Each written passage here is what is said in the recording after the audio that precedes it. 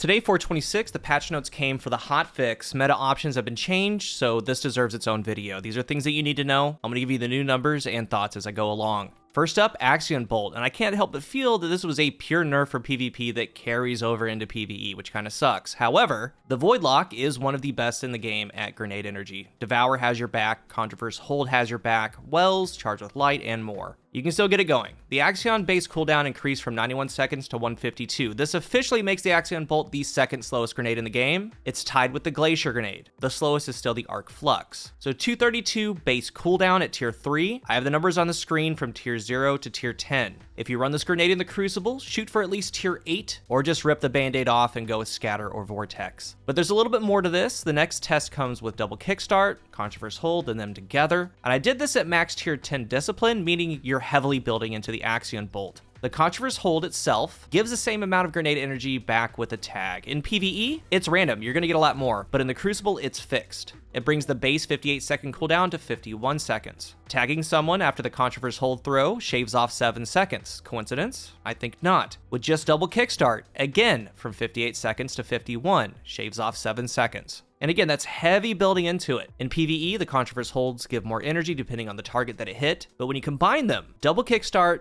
Controverse Hold, it goes from 58 seconds to 45 seconds. That is the fastest. You can go even further if you throw on double bomber. That means you would throw the grenade, double kickstart kicks in, get a tag, the Controverse Hold kicks in, then you throw down a rift with double bomber. You would get that Axion back in 41 seconds. Double bomber gives about 3 to 4 seconds, so you could pair double bomber with just the Controverse Hold. Double bomber with double kickstart. That's gonna be a 47 second Axion Bolt. They're still powerful, but they made them so they're not as spammy. If Devour is up, it's gonna be a lot faster. Also keep that in mind. You will get grenade final blows in the Crucible. Devour is gonna be up. If you get some kills with anything, it's going to give you almost a third of that grenade back once you get that final blow. A quick patch note here on the Arc Skip grenades was unexpected. Maybe they're tuning for Arc 3.0 here. The skip grenade impact damage reduced from 8 to 4. The skip grenade tracking strength now begins to decrease after 1 second and down to 50% strength after 3 seconds. Okay, these are very weak now. Very, very weak. The tracking got hurt really bad. A full tag does next to nothing to your enemy. You can run away from them easier, and some skips just lose the motivation to carry on. They just die. Maybe at the end, if they're running away, it'll do 5 damage, 10, 25 total damage.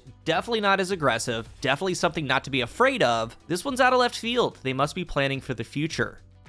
On to Stasis and the Renewal Grasps. First, Whisper of Chains is nerfed. Whisper of Chains now provides a 15% bonus damage resistance against players that are near a Stasis Crystal, down from 25%, unchanged in PvE. A headshot from a 140 RPM hand cannon does 70, but next to a Chains Crystal, it deals 60, so that reflects the 15%. It's a 4-shot headshot, and that counts for Shadebinder, Behemoth, Revenant. If they have on the Chains fragment next to a Crystal, you're gonna deal 60 to the head. But it gets interesting from here. While equipped, Renewal Grasps now increases the base cooldown of the Dustfield Grenade from 62 seconds to 152. So this is the same as the Axion Bolt. I want to put those numbers back on the screen. Same numbers apply, same cooldowns, everything. But Stasis does have the Shards fragment, so you can break the crystal, get the grenade at a faster recharge rate. Tier 10's 58 seconds, Bomber, the kickstart numbers, they're going to be the same. The outgoing damage penalty applied to players affected by Renewal Grasps Dustfield has been reduced from 50% to 20%. But there's also the damage resistance from the Dustfield. It's 15%. So the hand cannon deals 60 to the head. Chains is 15. They're next to a crystal. Dustfield is 15 if they don't have on chains. So what about when they're combined? This makes the hand cannon go to 51 per crit.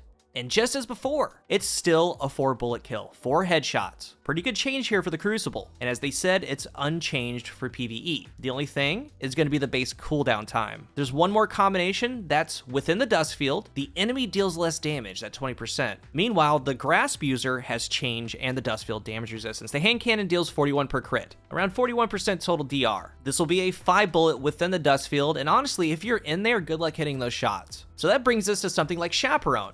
That's a more real-life, real-case scenario, because you could tank this thing before. As it turns out, if you're outside the Dustfield, and the Hunter just has chains and the Dustfield damage resistance. Those are both the 15, but it's like 27 as they stack. It can still one-shot the Chaperone, dealing 191. If the Hunter has higher resilience, they can eat it. So that means if you do use this, you want to hit that threshold getting up to about 6 resilience. But while inside, the Hunter does tank it, because that's what the Trinity going on. Inside the Dustfield, chains, and then the enemy in the dust field doing less damage. But note here, it's not tanking the shotgun beatdown. It's not taking 7 or 8 melees like before. They're not unstoppable. And keep in mind, it's a special situation to be inside of that. If they throw it at a distance, the best thing that you can do is immediately break the crystal to take a 15% out. Is it still good? Yes. Is it more beatable now? Yes. It's going to be a choice. Keep in mind, there's still a stag rift that your teammate could put down. There also could be a void titan giving you an overshield. So if you run it, it looks like you're going to go heavy into it. Kickstarts, bombers, max discipline. It's still making players take a bullet more with their time to kill. If it's your ace of spades versus their ace of spades, they're taking 4 bullets, you're taking 3. It still gives you an advantage. It's still good, but a lot more balanced. Couple of other notes. The offensive bulwark void aspect for the Titan now grants 60% less bonus grenade energy regeneration in PvP game modes. Nothing really to show here, it's 60% less. The Syntheseps, there was an issue with the biotic enhancement perk that prevented shattering an encased player with an uncharged melee, so that's fixed. And then the Bastion change. The Titan's barricade base cooldown with the Bastion void aspect is equipped. It went from 53 seconds to 82 seconds, so this matches the recharge rate of the Warlock Rift. So at the top is the regular base barricades. You can get them pretty fast. And on the bottom is the new time, tier 0 to tier 10. And at tier 10, it's roughly 2.5 times longer than before. But you give yourself and your team a void overshield. That's it. Those are the changes. The weirdest one is the skip grenades. Bastion's still going to be good. Gives you an overshield. Axion Bolt for PvP. It's still going to be good, but there's now a choice to make. Maybe go Scatter or Vortex, and in PvE, that can be worked with. It's going to be all right. The Renewal Grasps will see their usage fall off, but they're still good. They're just not crazy out of control. We're going to see.